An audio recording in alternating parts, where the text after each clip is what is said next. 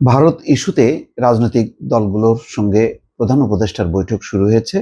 এখানে যথারীতি জাতীয় পার্টি দাওয়াত পায়নি, কিন্তু একটি খবর হচ্ছে কর্নেল অলি আহমেদ তিনি ফিরে গেছেন। তিনি বৈঠকে যোগ দিতে এসছেন, পরে তালিকায় তার নাম না থাকায় তিনি ফিরে গেছেন। এটা আমার কাছে খুবই অবাক এবং মনে মনে একটু ধাক্কা খেয়েছি। কর্নেল অলির এই অবস্থাটা, ফিরে যাওয়াটা, এটা কাঙ্ক্ষিত ছিল না, এটা হওয়া উচিত হয়নি। কেন এটা হলো ঠিক বোঝা যাচ্ছে না।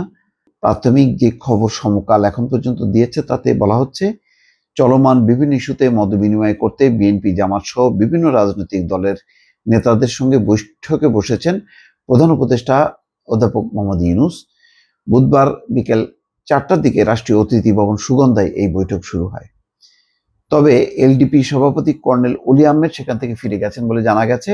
তার ফিরে যাওয়ার বিষয়টি নিশ্চিত করেছেন এলডিপির যুগ্ম সম্পাদক আব্দুর রাজ্জাক।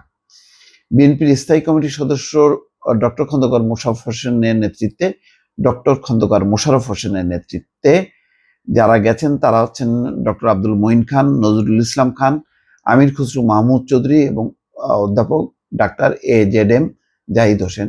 উল্লেখ্য যে দলের মহাসচিব মির্জা ফখরুল এই মুহূর্তে লন্ডনে অবস্থান করছেন। এছাড়া জামাতের আমির ডাক্তার শফিকুর রহমানের নেতৃত্বে কেন্দ্রীয় নেতাদের সমন্বয়ে প্রতিনিধি দল বৈঠকে অংশ নিয়েছেন। বিএনপি, জামাত সহ অন্যান্য রাজনৈতিক দলের প্রতিনিধিরাও অংশ নিয়েছেন। একই সময় National Peoples Party chairman Fariduzzaman Farhad, এলডিপির সভাপতি কর্নেল অলি আহমেদ সেখানে পৌঁছান। তবে কর্নেল অলি পরে ফেরত গেছেন। ধারণা করা হচ্ছে তালিকায় তার নাম না থাকে তিনি প্রবেশ করতে পারেননি। সংলাপে জাতীয় পার্টিকে সরকারের পক্ষ থেকে আমন্ত্রণ জানানো হয়নি বলে জানিয়েছেন দলের মহাসচিব মুজিবুল হক চুন্নু। এটা যথারীতি এটা দ্বিতীয় দফা, মানে জাতীয় পার্টিকে কোনোভাবেই অ্যালাউ করা হবে না, এটা সিদ্ধান্ত। শফিকুল আলম, প্রধান উপদেষ্টা প্রেস সচিব, তিনি জানান জাতীয় ঐক্যের ডাক দিতে রাজনৈতিক দল, ছাত্র সংগঠন, ধর্মীয় সম্প্রদায় নেতাদের সঙ্গে বৈঠকে বসছেন প্রধান উপদেষ্টা ডক্টর মোহাম্মদ ইউনূস। এই ধারাবাহিকতায় আজ রাজনৈতিক দলগুলোর সঙ্গে বৈঠক হচ্ছে।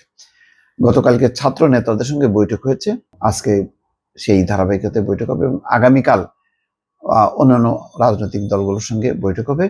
এইসব বৈঠকগুলো মূলত হচ্ছে যে আপনারা জানেন যে বাংলাদেশের উপর ভারত যে আগ্রাসী মনোভাব চালাচ্ছে এবং ব্যক্ত করছে নানাভাবে।